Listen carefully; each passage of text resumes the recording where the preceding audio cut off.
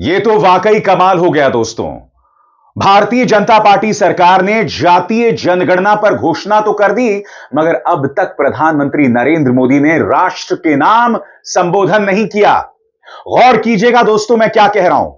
इससे पहले प्रधानमंत्री ने जितनी अहम घोषणाएं की हैं, सबको लेकर वो देश के सामने संबोधन देने आए हैं। याद है आपको, नोटबंदी, प्रधानमंत्री नरेंद्र मोदी रात को 8 बजे आते हैं। याद है आपको, लॉकडाउन, प्रधानमंत्री नरेंद्र मोदी राष्ट्र के सामने आते हैं। याद है आपको, जब 3 कृषि कानून वापस लिए जाते हैं, तब भी प्रधानमंत्री नरेंद्र मोदी देश के सामने आते हैं। और उस वक्त याद कीजिएगा, उत्तर प्रदेश के चुनाव थे। मगर जातीय जनगणना, जिसको लेकर मीडिया मास्टर स्ट्रोक बता रहा है, जिसको लेकर भारतीय जनता पार्टी के नेताओं ने यू टर्न ले लिया है, उसको लेकर प्रधानमंत्री नरेंद्र मोदी अब तक सामने नहीं आए। आपके जहन में सवाल होगा, आखिर क्यों?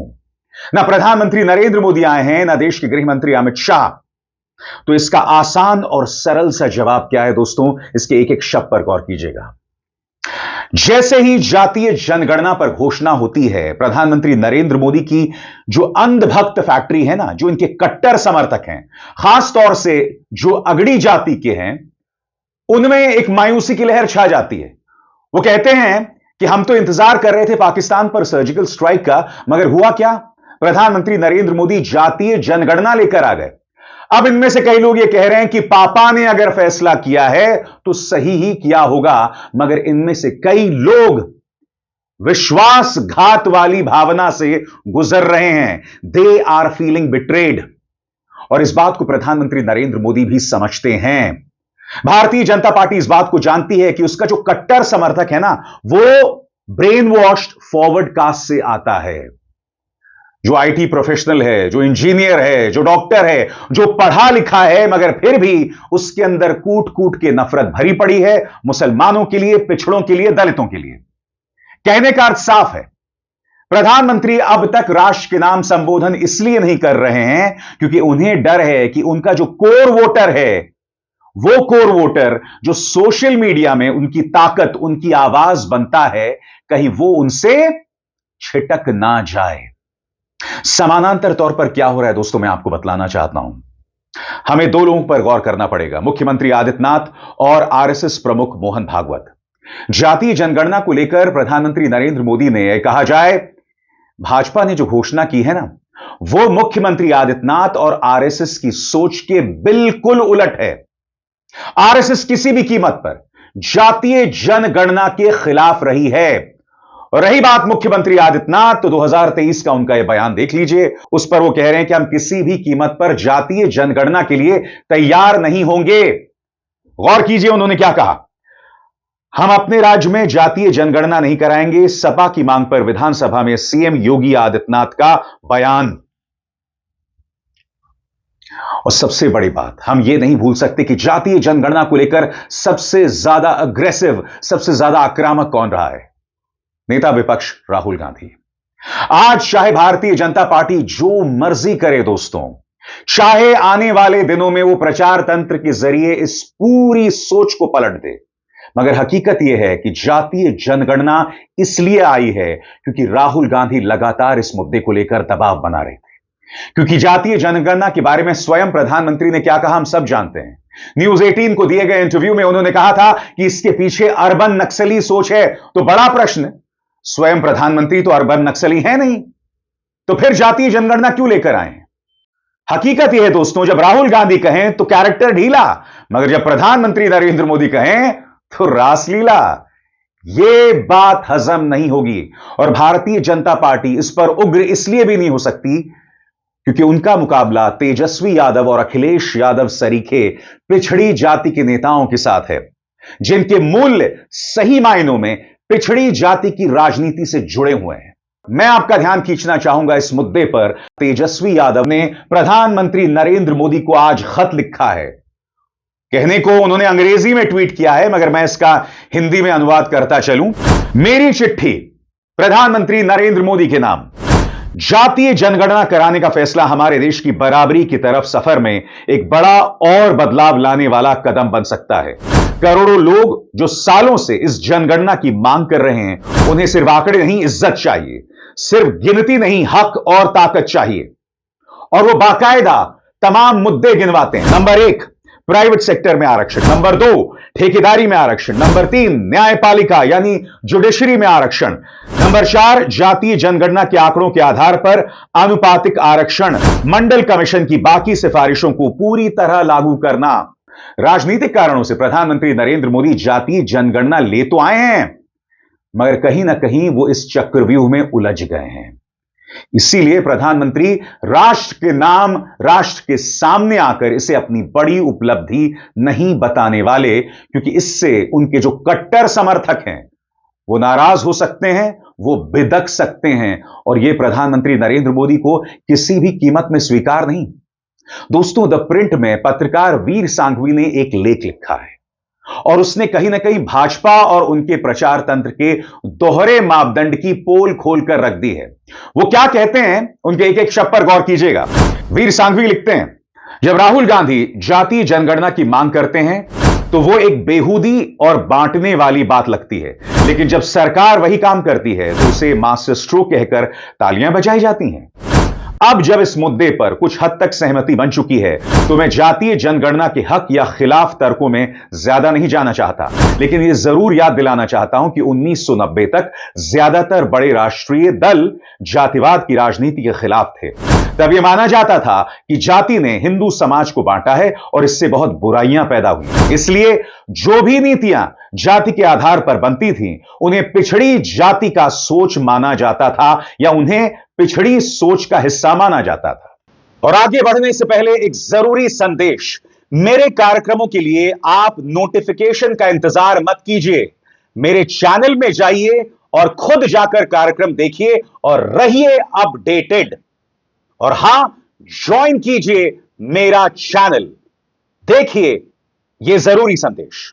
स्वतंत्र और आजाद पत्रकारिता का समर्थन कीजिए, सच में मेरा साथी बनिए। बहुत आसान है दोस्तों, इस ज्वाइन बटन को दबाइए और आपके सामने आएंगे ये 3 विकल्प, इनमें से एक चुनिए और सच के इस सफर में मेरा साथी बनिए। स्वयं आरएसएस इसका लगातार विरोध करती रही, तो बड़ा प्रश्न, भाजपा ने ये जो घोषणा की है, क्या बगैर आरएसएस के मंत्रणा किए घोषणा की है? क्या कहीं ना कहीं प्रधानमंत्री नरेंद्र मोदी आरएसएस से बगावत कर रहे हैं? क्योंकि अब तक इस बात को लेकर खबर सामने उभर कर नहीं आई है कि जातीय जनगणना की घोषणा से पहले प्रधानमंत्री ने क्या मोहन भागवत से मंत्रणाएं की थी। याद कीजिएगा दोस्तों, ये जो मैं बात कह रहा हूं, ये बहुत बड़ी बात है। अब तक ऐसी कोई खबर नहीं आई है कि यह फैसला आरएसएस की रजामंदी से हुआ है, और उससे भी बड़ी बात, अब तक मोहन भागवत इस पर खामोश हैं। योगी आदित्यनाथ कह तो रहे हैं, स्वागत तो कर रहे हैं, मगर वो भी जानते हैं कि उनकी जो सियासत है ना, बटेंगे तो कटेंगे, उसे प्रधानमंत्री ने एक झटके में धराशायी कर दिया है। कहने का अर्थ साफ है, जातीय जनगणना के जवाब में मुख्यमंत्री आदित्यनाथ ने एक स्लोगन गढ़ा था कि बटेंगे तो कटेंगे। आरएसएस ने उसे बढ़ावा दिया। तमाम जो मुख्यमंत्री हैं भाजपा के, देवेंद्र फडणवीस हों, भजनलाल शर्मा हो, मोहन यादव हो, हेमंत बिस्वा शर्मा हो, उसी पर रट्टा लगा रहे थे, अलग अलग अंदाज से उसका इस्तेमाल कर रहे थे। मगर अब जातीय जनगणना के आने के बाद पूरी तरह से यह सोच धराशायी हो गई है। कई जानकार कह रहे हैं कि प्रधानमंत्री नरेंद्र मोदी ने योगी आदित्यनाथ को खत्म कर दिया। मैं उससे इत्तेफाक नहीं रखता हूं, क्योंकि दोस्तों यह देश ऐसा देश है जहां धर्म के आधार पर हम लोगों में बंटवारा पैदा कर सकते हैं, लोगों के अंदर असुरक्षाएं पैदा कर सकते हैं, और यह हमने पिछले 10-11 सालों में देखा है। लिहाजा मैं यह नहीं मानता हूं कि मुख्यमंत्री आदित्यनाथ का राजनीतिक वजूद खात्मे की तरफ है। लोगों के अंदर इतनी नफरतें पैदा कर दी गई हैं कि उन नफरतों को असुरक्षा के जरिए फिर सामने लाया जा सकता है। लिहाजा मुख्यमंत्री आदित्यनाथ का वजूद बचा रहेगा, मगर इसमें दो राय नहीं है कि उनकी राजनीति को यह आघात है। यह कहीं ना कहीं जातीय जनगणना को लेकर प्रधानमंत्री नरेंद्र मोदी ने जो घोषणा की है ना, वो मुख्यमंत्री आदित्यनाथ की सियासत पर करारा प्रहार है। सोचकर अजीब लगता है, मगर यह नफरती सियासत पर भी करारा प्रहार है, क्योंकि जब जातीय जनगणना की बात आएगी तो जातियों में जो अन्याय है, पिछड़ी जातियों में जो अन्याय है, इस जातीय जनगणना के जरिए वो सब सामने आने वाला है। और तेजस्वी और अखिलेश प्राइवेट सेक्टर में आरक्षण की बात कर रहे हैं। यह बात यहां पर नहीं रुकने वाली है और आने वाले दिनों में उनके समर्थक, उनके जो अंध समर्थक ये जरूर कहने वाले हैं कि प्रधानमंत्री आपने क्या शिगुफा छोड़ दिया। ये सब कुछ बदल गया, हालात बदल गए, जज्बात बदल गए। वो एक मीम नहीं है पाकिस्तानी का, हालात बदल गए, जज्बात बदल गए। हकीकत यही है दोस्तों, पूरी तरह से हालात बदल गए, पूरी तरह से जज्बात बदल गए। अब मैं आपका ध्यान एक और चीज की तरफ खींचना चाहता हूं। इसमें भारतीय जनता पार्टी के दोहरे मापदंड साफ तौर पर दिखाई देते हैं। इस खबर पर गौर कीजिए दोस्तों। State caste census a political tool to divide society, BJP says centre's caste surveys aimed at social justice. Karnataka के अंदर वहां की जो राज्य सरकार है, जहां पर कांग्रेस सत्ता में है, वो लोग एक राज्य स्तरीय जातीय जनगणना कराना चाहते हैं। मगर भाजपा के नेता क्या कह रहे हैं? ये समाज को बांटने का जरिया है। इससे पहले भी ये लोग ये बातें करते रहे हैं। मगर बड़ा प्रश्न, जब कर्नाटक करे जहां पर कांग्रेस की सरकार है, तो वो समाज को बांटने का जरिया है। मगर जब भाजपा राष्ट्रीय स्तर पर करे तो ऑल इज वेल, सब कुछ ठीक ठाक है।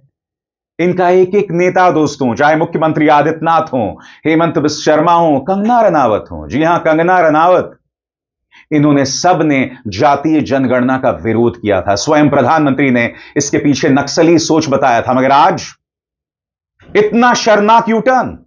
और सबसे बड़ी बात, अगर कर्नाटक सरकार करा रही है तो उसके बारे में कहा जा रहा है कि इससे समाज बंट जाएगा। मगर जब आप केंद्र स्तर पर इसे कराएंगे तो वो क्या?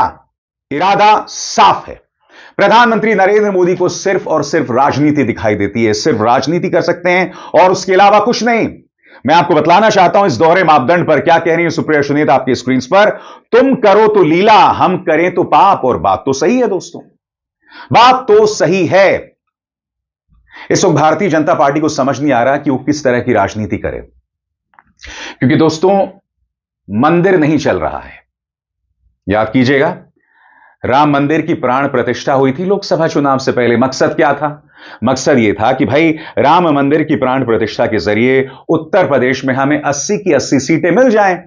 इनके कई पालतू सर्वे करने वाले पोलस्टर्स ने यह भी कहा था कि भाजपा को 75 सीटें आ रही थी। हुआ क्या?